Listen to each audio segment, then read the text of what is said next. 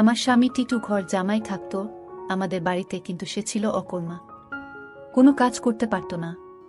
কিন্তু তাকে আমি অনেক পছন্দ করতাম, তাই বিয়ে করে ফেলি। আমার মেজ ভাবির সন্তান হতো না, তাই আমার মেজ ভাই সবসময় মনোমরা হয়ে থাকত আর ভাবিকে বলতো তোকে ছেড়ে দিয়ে আরও একটা বিয়ে করব। কিন্তু হঠাৎ একদিন রাতে লক্ষ্য করলাম আমার স্বামী টিটু মেজ ভাবির ঘর থেকে বের হচ্ছে। তার কিছুদিন পর ভাবি মহতে যাচ্ছে। আমি তা শুনে আমার মাথা ঘুরে গেল। তাহলে কি আমার স্বামী ভাবিকে? তাহলে মূল ঘটনাটা খুলে বলি। মাঝরাতে পানি খেতে উঠে নিজের স্বামীকে মেজ ভাবির ঘর থেকে বের হতে দেখে চমকে উঠল দিবারা। মেজ ভাইয়া 4 দিন হলো ঢাকায়, এখন ভাবি একা ঘরে।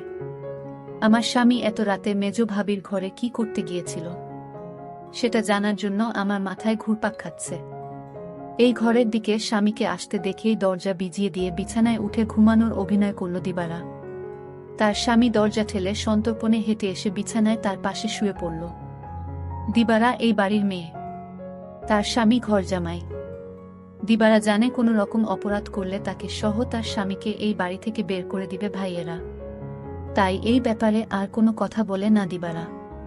পরের দিন সারাদিন মুখ কালো করে রাখলেও তার স্বামী টিটুকে এই বিষয়ে কিছুই জিজ্ঞেস করে না সে। তারপরের রাতে দিবারা আর কিছুতেই ঘুমাতে পারে না। তার বিশ্বাস তার মেজ ভাই যতদিন শহরে আছে প্রতি রাতেই বোধহয় তার স্বামী মেজ ভাবির ঘরে গেছে। কিন্তু ঘরে গিয়ে কি করল এটা তো আমি দেখি নাই, শুধু দেখতাম মেজ ভাবির ঘরে যেত। কেন যেত দিবারার মনে সন্দেহর সৃষ্টি হল। তার বিশ্বাসকে সত্যি প্রমাণিত করতেই যেন ধীরে ধীরে টিটু দিবারার পাশ থেকে গড়িয়ে মেঝেতে নামল। এরপর পা টিপে টিপে ঘরের দরজা খুলে বাইরে চলে গেল। রাত এখন কয়টা হবে? 1টা, 2টা। টিটু কোনো কাজ না জোগাড় করতে পারায় ভাইদের উপর নির্ভর করেই বেঁচে আছে তারা দুজন।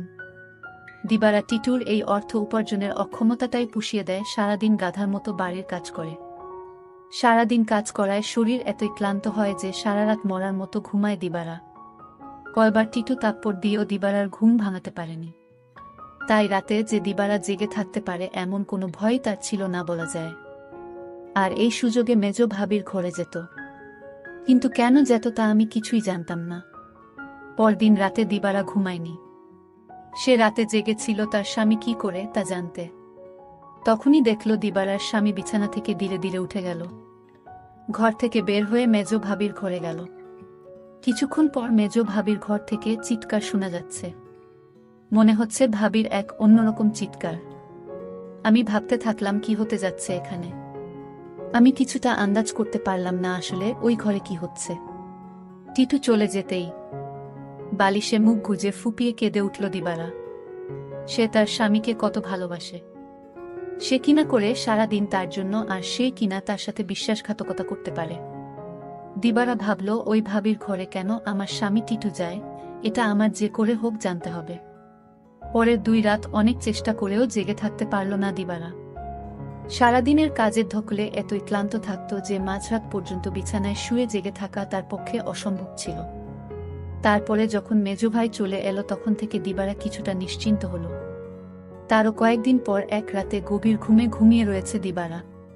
অনেক ধাক্কাধাক্কি করে তাকে উঠালো তার স্বামী টিটু। ঘুম জড়ানো ক্লান্ত কণ্ঠে দিবারা বলল, কি হয়েছে? এত রাইতে ডাকেন কেন? লাইটটা একটু জ্বালাও তো। সারাদিন কাম কইরা কুল পাই না। উনি আছেন তার চিন্তায়, এখন ঘুমান। এই বাড়ির সবচেয়ে অবস্থাপন্ন বলা যায় মেজু ভাই শহীদকে।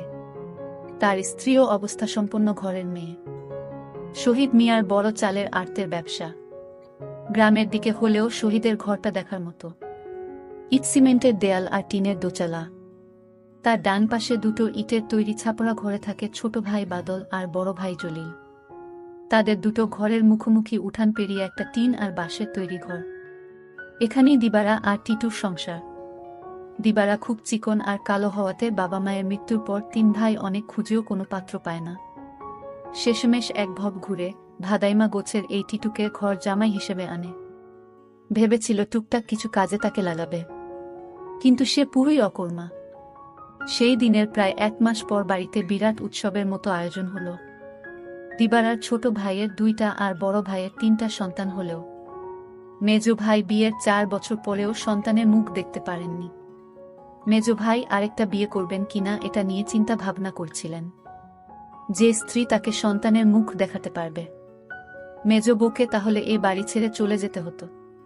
ঠিক এই সময়েই আনন্দ সংবাদটা পেল সবাই। মেজো বৌমা হতে চলেছে। মেজো ভাইয়া আর ভাবির আনন্দ দেখে কে। এই উপলক্ষেই এই উৎসব আয়োজন। দিবারা যখন আনন্দের সাথে টিটুকে এই খবরটা দিল তখন সে সামান্য একটু মুচকি হেসে বলল, ভালোই তো। শুনছিলাম কোনো ফকিরের কাছ থেকে পানি পড়া নিচ্ছে। ফকিরটা কামেল। সেও কি যাবে নাকি সেই ফকিরের কাছে? কোথায় থাকে সে? যেখানেই থাকুক, তুমি যাবে কি না সেটা বলো। দিবারা বলল, আমার দরকার নাই। আমি সবই বুঝি। তুমি ভাবিরে ফকিরের কাছ থেকে পানি পড়া এনে দাও, এটা তোমার বানানো কথা। এটা আমি বিশ্বাস করি না। দিবারা আরো বলল, আমি একদিন তোমার এই রহস্য খুঁজে বের করব।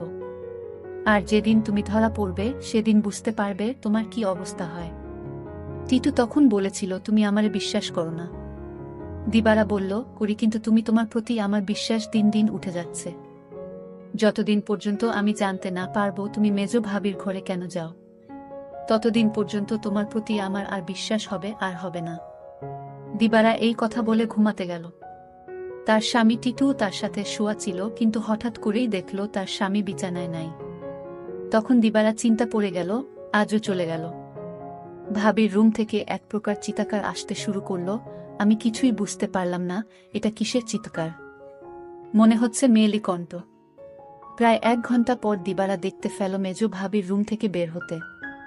দিবারার মনে দিন দিন সন্দেহ বাড়তে লাগল। তারপর দিবারা ভাবল, একদিন আমি জানালা দিয়ে দেখব তারা কি করে। দিবারার স্বামী দিন দিন দিবারার প্রতি কমে যাচ্ছে। কিন্তু আজ 2 দিন যাবৎ দিবারার স্বামী মেজো ভাবির রুমে যাচ্ছে না, সেটা লক্ষ্য করল দিবারা। দিবারা তার স্বামী টিটুকে জিজ্ঞেস করল, কই, আজকাল তো তোমায় আর দেখি না ভাবির রুমে যেতে। তার স্বামী টিটু তাকে একটা তাপ্পড় মেয়ে বলল, তোমার বাবার বাড়ি থাকি বলে তুমি কি আমায় যা বলবে তাই মনে করবে? সবকিছুর ভিতর শুধু কি তোমার অধিকার আছে, আমার নেই? এর মধ্যে হঠাৎ খবর আসলো মেজো ভাবি মা হতে চলেছে।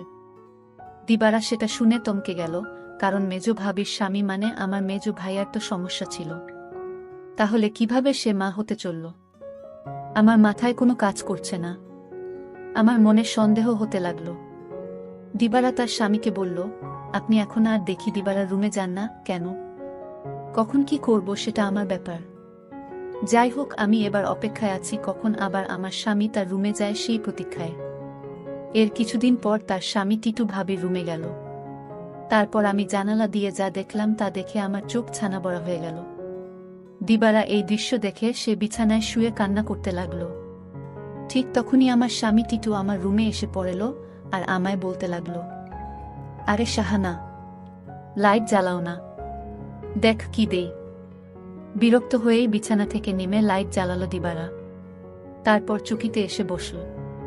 টিটু তার সবগুলো দাঁত বের করে হেসে পাঞ্জাবির পকেট থেকে এক জোড়া চুড়ি বের করল। আরেকটু কাছে আসো, পরায়া দেই। চুড়িগুলো দেখে চিনল দিবারা এগুলো স্বর্ণের। আর এর মালিক যে মেজো ভাবি ছাড়া কেউ না, তাও সে ভালো করে জানে।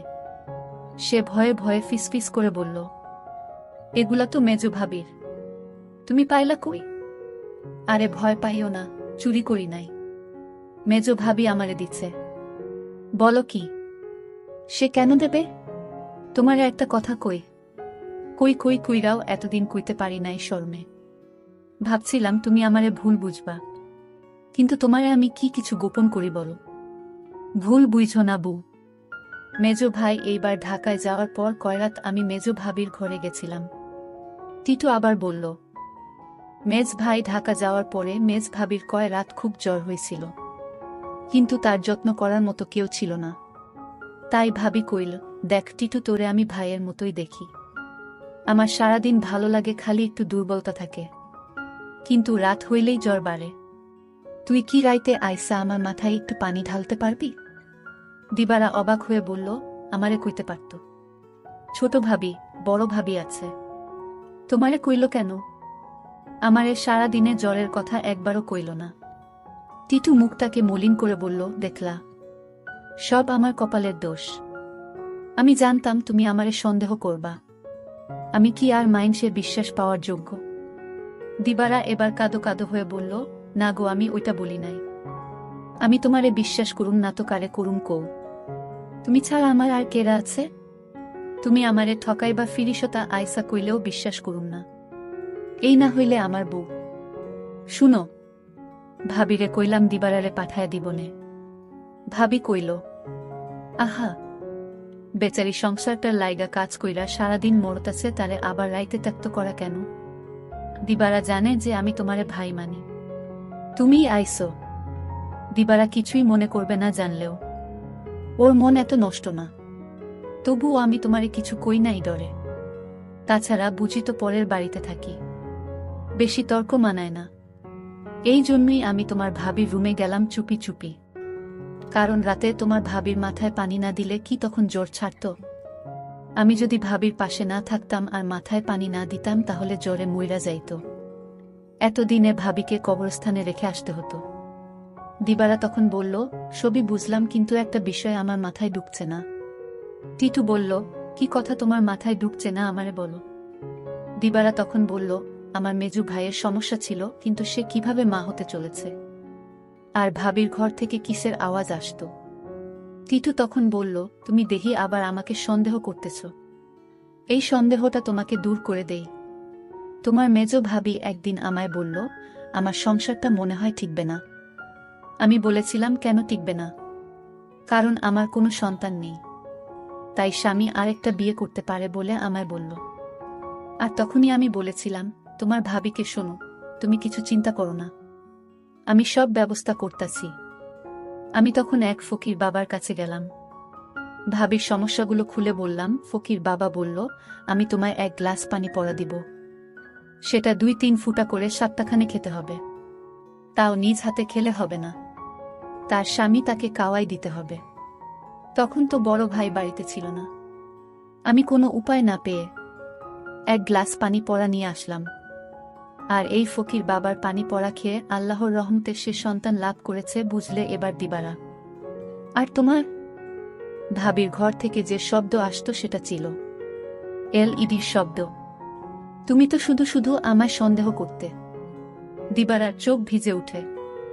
আহা, তার এই স্বামীকে আর ভাবিকেই নাকি সে ভুল বুঝেছে। কি বাজে চিন্তাই না করেছে সেই রাতে তার স্বামীকে ভাবির ঘর থেকে বের হতে দেখে।